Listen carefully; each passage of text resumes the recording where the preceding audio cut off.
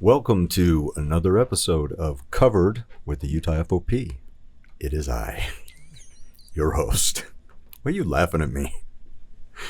Did that take you by surprise? It's going to be one of those days. It's going to be one of those days. Got the giggle farts. Turn the fan on, somebody. It's a stuffy room. It's on. Oh, boy. Well, it's me, Bret Rawson, and you are Brent Jex. I am. We have Kevin Murray in the house and the usual suspects from the pod mill, including our cameraman, Travis Brower, and his condition supplements. Check it out if you want to look like Travis. And who doesn't, if you know what I mean. He's a sexy guy. Look at him over there. Oh, boy. I don't know why I'm so giggly today. Because it's July and it's hot. Yeah, it is July. It's July 1 in podcast land. Yeah. In your world, it's still hot. It's still hot. When is this airing? Do we know? I don't know. 15th. Yeah, 15th. 15th of the month? Oh, so we're not too far off. So. In fact, it's cooler today than it's going to be when y'all are listening to this. Right. Because we get a little reprieve this week. Yeah, Joe Biden will still be asleep, but hopefully. Yeah, but he won't know. But we do know what his handicap is on golf. Yeah, we do. That's good. Thank goodness. We know what his handicap claims to be. Right. One of these days, if somebody would explain a handicap, then I could equate that to something. I don't think that when he says handicap that he is talking about what we're talking about. That was brutal. Man, I just almost don't have words, but that would defeat the purpose of a podcast if I didn't, if you know what I mean. Well, we're also on YouTube, and so they could just see the look on your face. Yeah, I don't know what Picture's to say. worth 1,000 words too. I am an old man, okay, of 51 years, and that was the strangest thing I have ever seen in politics. Well, in presidential politics. Very, very odd. And I know this is going to be the horse that's been kicked by the time this airs, but it's still fun. Man, it's just when all the networks, and I'm talking about those networks that lean left, yes, Kevin, it happens, when they're saying, maybe this isn't a good idea, you know there's a problem. I mean... So when I tuned in to that, because I'm always putting my kids down to bed in that time frame that anything important comes on TV, and so I have to catch it. And so when I turned on the TV and I saw, oh crap, that was on, I missed it, and so I hopped on Hulu just to get a refresher, and it put me straight into the CNN after coverage. And even those guys were like, oh, this was bad. It was bad. Yeah, CNN saying that. I mean, I was at a rodeo that night, and then so I was catching the the headlines on the way home, and caught the one where he had claimed, where our president had claimed that no service member had perished on his watch. I almost sent a text to Hoover, but I knew he was already spitting nails. Yeah, absolutely. And in fact, Hoover's ex is on Fox right now. Yeah. Talking about, well, wait a minute, what about my son and the 12 others in Afghanistan? And not to mention the dozens upon dozens in various corners of this world that have been giving their lives, regularly in pursuit of freedom. It just, irresponsible isn't even the right way to put it. At some point, we have to stop making excuses for the old man. And they need to, what is that, Article 25 or whatever you call it? Yeah, the 25th Amendment. Oh, okay, whatever. Yeah, something in the Constitution says we can get rid of these guys. However. I mean, I know the problem. I know who becomes president. I know.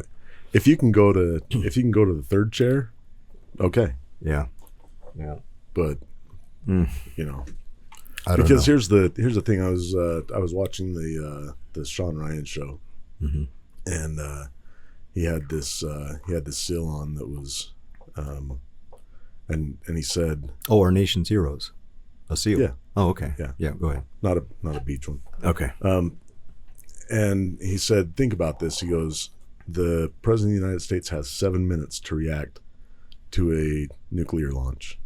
And he goes, it's a shorter time if the missiles are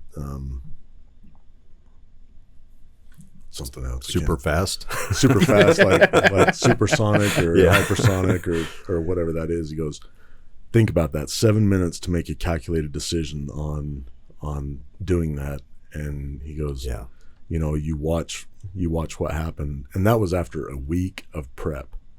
You know, vitamin B, whatever that is.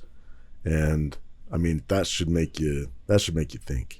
I mean, I'm not super familiar with the 25th Amendment. It's not, you know, something that I think about in my line of work, but I know basically how it works, and I realize that there are political implications, and that the VP is also not the, you know, sharpest person I've ever seen in my life. But Biden is, well, it's sad. It borders on, I mean, we've joked before about elder abuse, but man, that's what this is. They are propping him up and have known this for forever.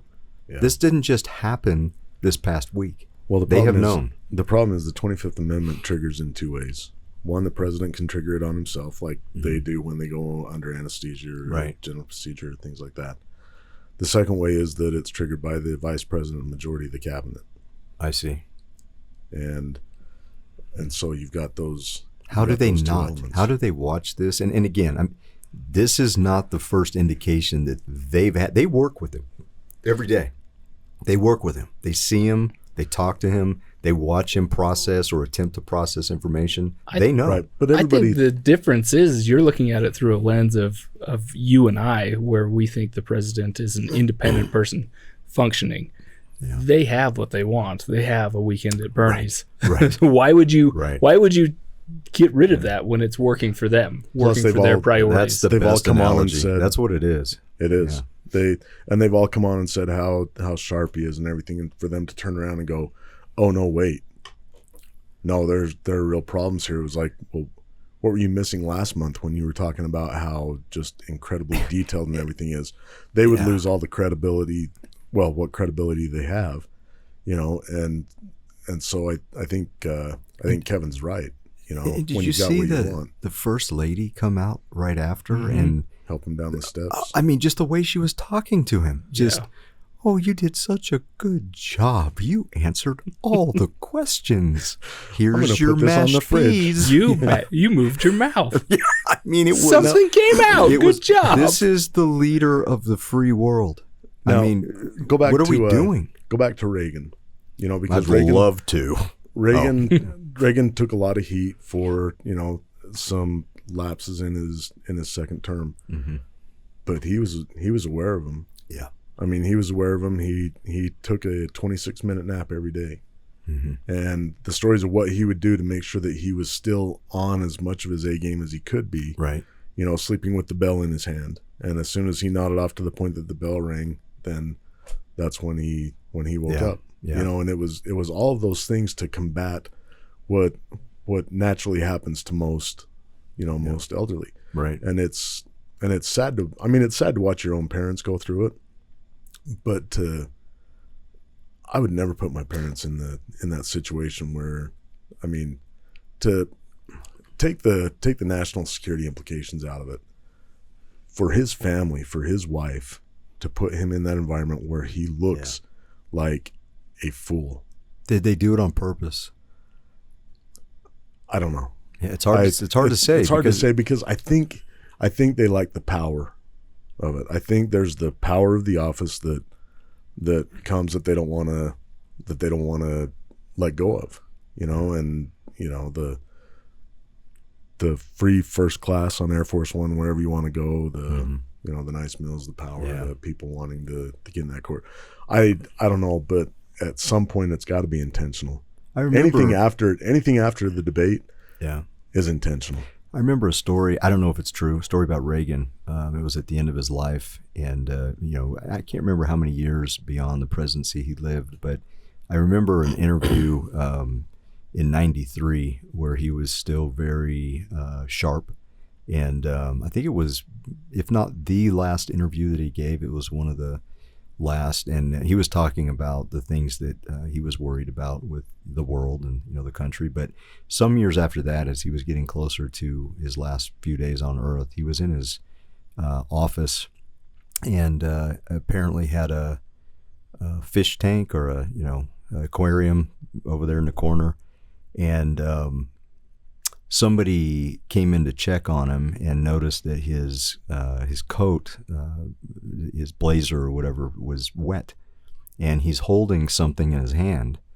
It's a sad story. I mean, I'm not even trying to make fun. It's actually really sad. But he, just because of the progression of this type of disease, whether it's dementia or Alzheimer's or however this goes, but apparently he had reached down into this aquarium and he picked up a little ceramic White House that was down in the bottom, in the rocks. And he's standing there holding it, and his aides come over, hey, Mr. President, what are you doing? And he says, I don't know. I think this is something important.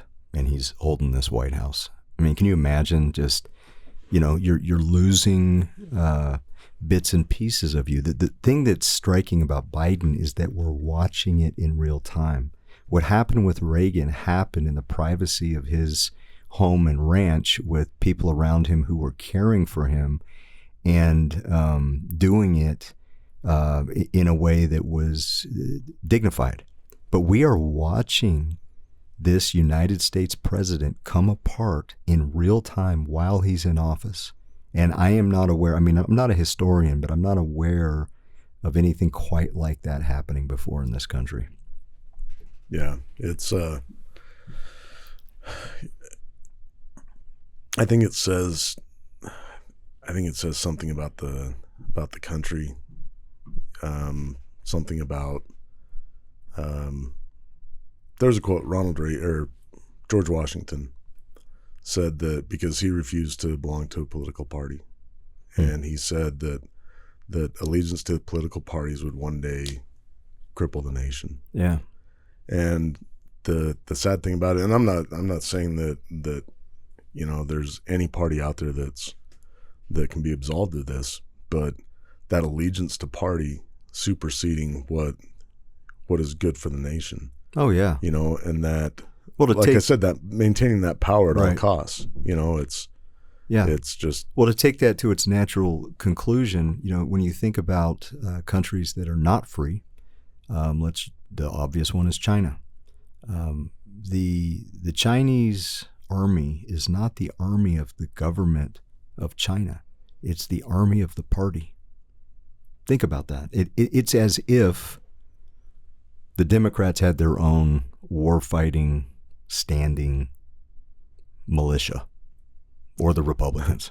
They just have law degrees, and they're in political office. Yeah, but think about what I'm saying. I mean, that's how that works over there. And everything that they do is to protect the party, and rights are secondary. There are no rights over there. So I guess I'm a cynic kind of by nature, but after watching the debate, I started to look at it and think, man, this is bad. And then seeing the left, where they've always been like, no, he's great, and even they are saying the same things that the majority of everybody else has been saying, and it made me start to think, why now is now the left starting to say this? Is it because the president is no longer able to function under whatever that they've been doing to protect him? Is it they don't want him as the incumbent anymore? Now, I'm not a poli-sci major, but if you have a sitting president who is from one party or another, and the party elects not to have them as their primary, I don't know. Guess. My guess is that they're a little bit afraid that he's deteriorating quickly now, and that if he wins, that it would be a Harris presidency very shortly thereafter, and they are not confident in her. Well, and here's part of the problem that locked into, and it's the nature of the primaries, is that legally he holds the delegates. Right.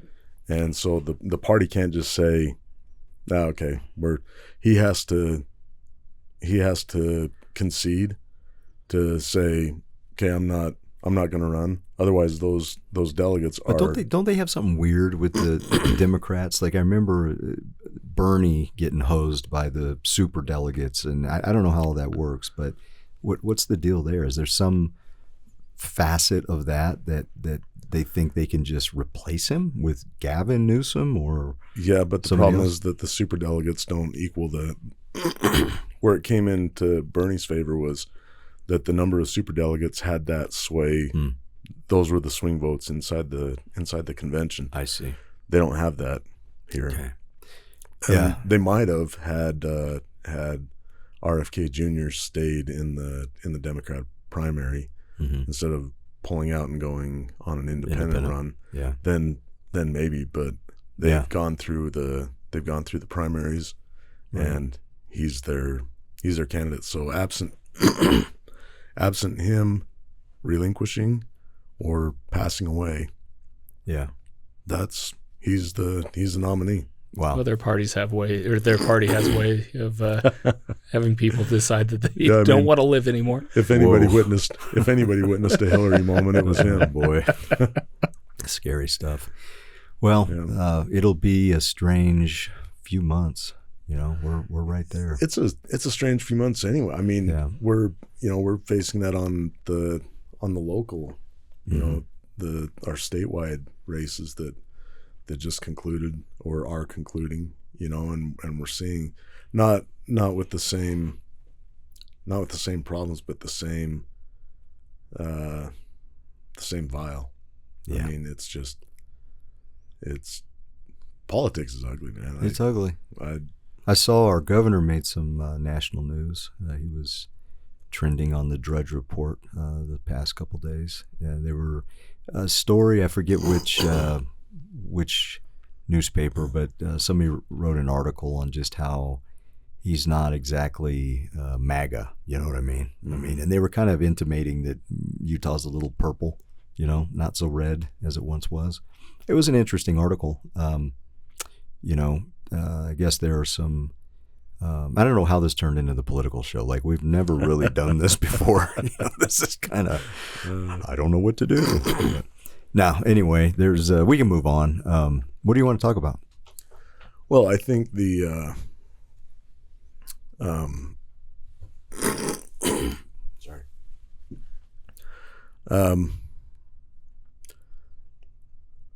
I don't know. I think the politics angle just coming out of the primaries is a good one. Yeah. We had probably half of our endorsements made it. Yeah. Yeah. Half didn't. Yeah. But it's been good. Yeah.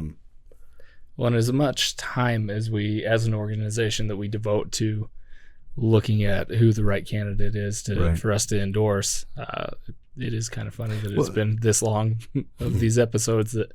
And I think it's important for the listeners to hear the philosophy of the FOP as it relates to those endorsements. I mean, we're not. If I say this correctly, or I hope I do, you can correct me if I'm wrong, but it's not about predicting who's going to win. That's not the litmus test for how the FOP makes decisions on who to endorse, who not to endorse. So tell us, I don't know which one of you, but one of you tell us, how does the FOP make decisions on who to endorse? It's kind of, the way I see it is, you can have several different good candidates in a race, and those are the ones that are the hard ones for us to really nail down who we want to endorse. And it's not that this person isn't going to do a good job, or that this person is against law enforcement. And I would say the race that kind of was the big one for that was the Attorney General's race. Yeah. We had three candidates that were all pretty good candidates, and we just had to choose the one that aligned with our mission the best. Yeah. Doesn't mean that the other ones would do a bad job. In fact, with Derek Brown winning the primary spot, Mm-hmm. I think he's going to do a fantastic job. Sure. And we look forward to working with him. And he got it when we told him, hey, look, we're endorsing Rachel Terry, which Rachel would have done a fantastic job and she would have fit Right. us. But I mean, it's got to fit both ways, the endorsement. And unfortunately, you have to choose one. You can't say Right. you all are great and, we'll be there when you win.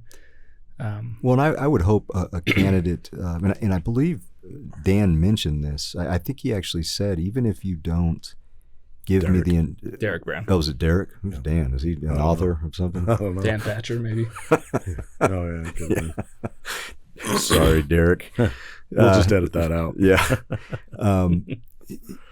Derek said to us, look, even if you don't endorse me, it doesn't mean that we're not going to have a close working relationship, and that, and we can, provided he does a good job, he can always get that endorsement another day. We like you said, we just had to make a difficult decision. Well, and here's the thing is, so Derek reached out after the election, Mm-hmm. and he said, "Hey, I'm serious. I want to work with the FOP and Good. and do all these things." He goes, "Everything I told you in there." He goes, I'm holding to." And the ironic thing, he's only the second politician, at least in the last 12 years, that has not received our endorsement and then come back around to say, "Okay, I want to learn more and do that so that I can get it and work." The only other time that's happened was with Mia Love, when we endorsed Jim Matheson over Mia. Yeah. And Mia came back and she said, "Okay, apparently my public safety messaging is off. What do I need to know?"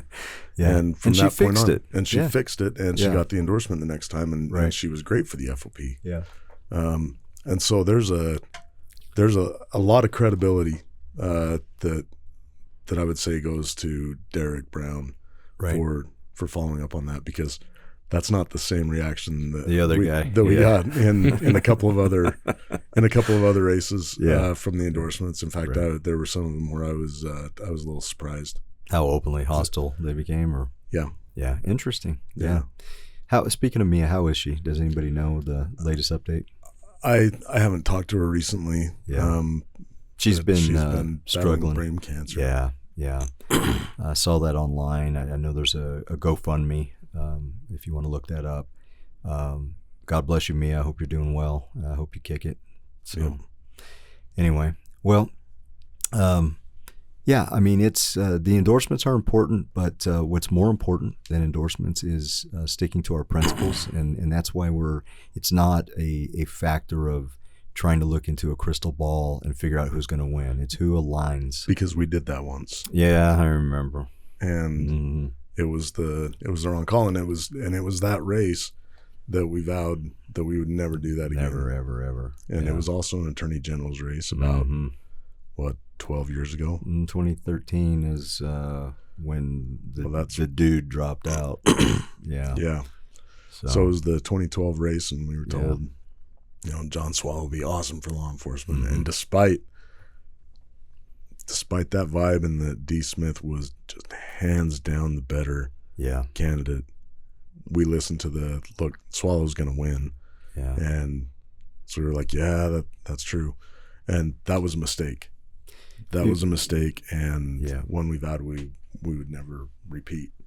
God rest D. Smith, man. Yeah. I mean, he's absolutely. Can you believe how young he went?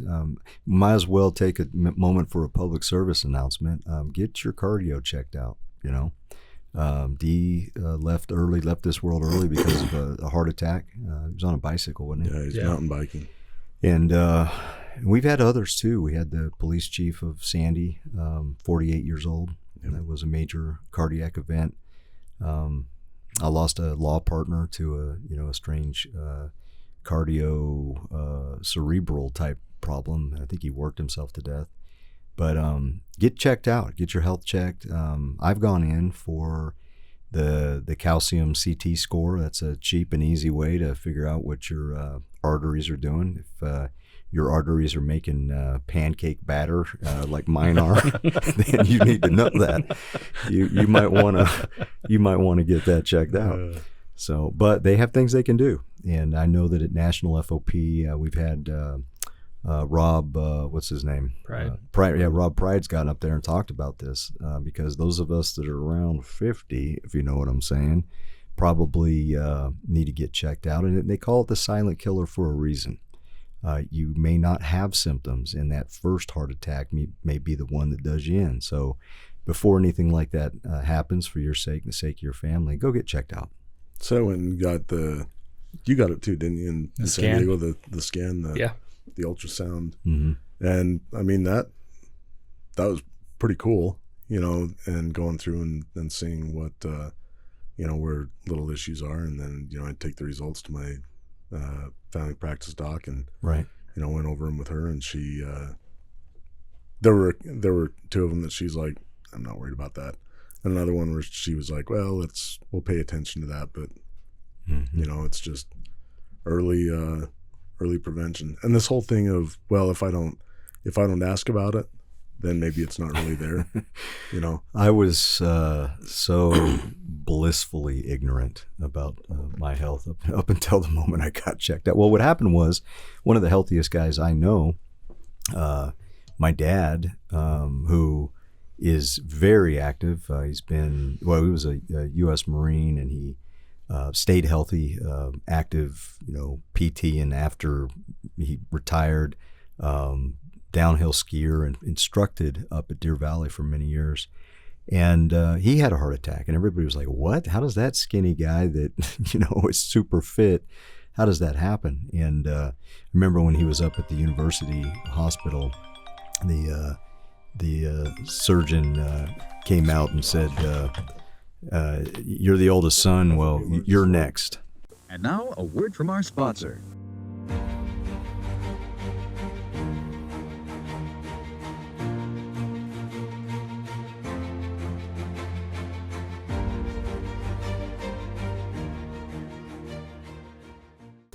Well, how many minutes we into this thing?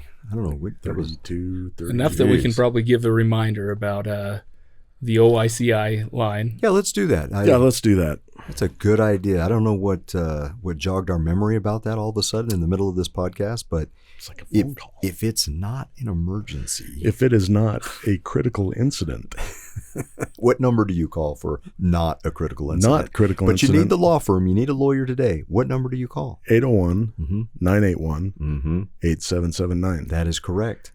Even more important, in the middle of the night, if it's not an emergency, right? Please don't call that number. Yeah, well, that number they can call because they'll get an answer machine. But the emergency line. The emergency line is a totally different number.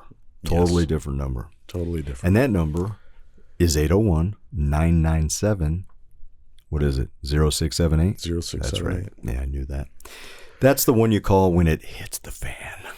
Yeah. And another number. Oh, yeah. Another number if you are injured in an accident. Oh, that's 801 927-1111. 927-1111. That's right. Yeah. That is a special line for law enforcement only. Law enforcement who gets injured in an accident. And you know what? A lot of people in law enforcement don't know this, but just because you get injured, let's say in a car accident, and you've got workers' comp that'll take care of your relationship with the medical as it comes from your agency, you still have a third-party action against that knucklehead that caused the accident.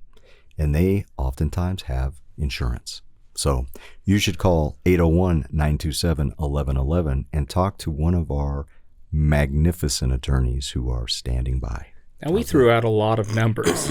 That's a lot of numbers. Is there something easier to remember that line or that phone number? Well, there is. It's a different phone number. The 927-1111 is the one for law enforcement. We're going to put that on the card alongside your OIS number in the main line to the firm. You may see a billboard somewhere that says 801 help now. Yeah, that's the one you were thinking of. And we are not going to mention anything about just The point is, 801 help now. The point is, your FOP attorneys are also your injury attorneys. How about that? And Yeah. family law. Well, we do a lot of stuff. I mean, you get call us for a personal injury, get the divorce half price. No, I'm just kidding. That's terrible. That's What not about true. a buy one get one That's free? That's not true. Get a firm punch card. Right. No. I mean, the point is, if you need lawyers, you just need to get a hold of us. Yeah. Well, and on one last one, we've and you're going to see this coming out through your lodges soon, but the state's entered into an agreement with Shift Aside on the wellness side. Oh yeah. And getting some licenses out there for our members to try the service, give us some feedback on them, and so watch for that. For that to be coming out. Okay. We were able to pay for that through a generous donation from CNR Trailer up in Tremont. Oh, I love those guys. Yep, I bought some trailers from them. Me too. Mm-hmm. Many, in fact. Yeah. Those that know me know I have a trailer problem, and It's a habit that's hard to kick. it's a habit. Yeah. In fact, I think I've got my own designated shopping section now. But those guys made a generous contribution that's facilitated this. So There's a lot of commercials action that we just went through right there. yeah, there is. What Just is going like on? We do Just Joe Biden, boom. Joe Biden, Joe Biden, and Yeah. boom, boom, boom, boom. Bam, advertising. I like it. Well, while we're at it, NelsonJonesLegal.com. Why not? NelsonJonesLegal.com. You know who doesn't have a website? Who's that? Me. Yeah, me That's either. good. That's probably Do you know good. who might have a website? Uh, Condition Supplements. yes, they might. Condition Supplements has a website. What else can we sell on this show? Podmill. If you're looking to do your own podcast, Yeah. call Spencer at Podmill. Mm-hmm. If you are interested in sponsoring Yeah, one of these episodes and getting your brand out there, right. Because we're Let really us good know. at it. let us know and we'll connect you to Spencer. We'll probably get your phone number right. Probably. Yeah. Here's my pledge. Anybody that wants to sponsor, I promise not to mess with the phone number. Very good. That's my Very good. That's my pledge, which y'all are gonna have to remind me of. Yeah. 801 help now. For 801. personal injury. 801 help now. No, Not anything else. I'm Shut just up. kidding. Stop Just talking. All right, that's probably a wrap. I don't know what happened there. That we got a little nutty on that one, but that's okay. Hey, stay safe out there. We're thinking about you. We always are. See you next time.